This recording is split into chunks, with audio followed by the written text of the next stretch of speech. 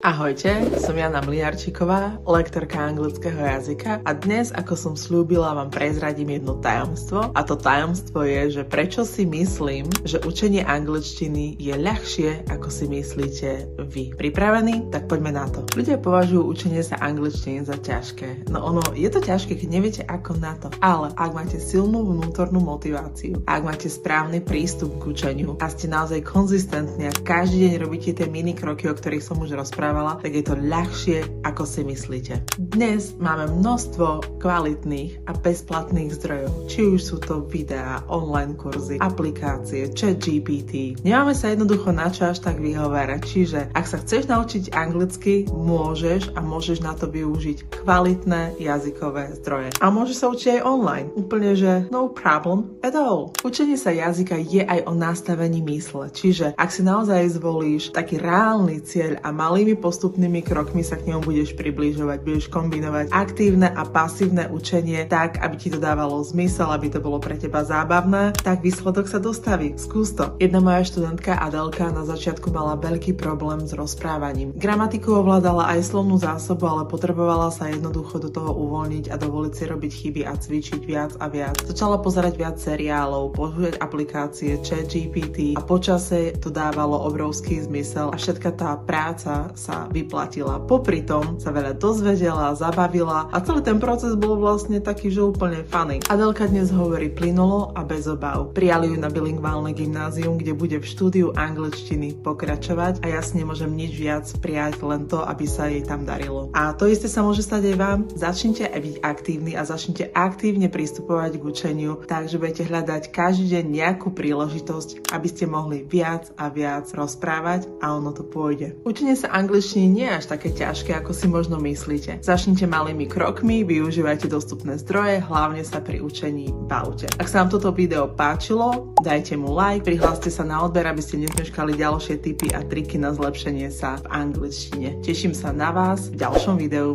Majte sa krásne. See ya!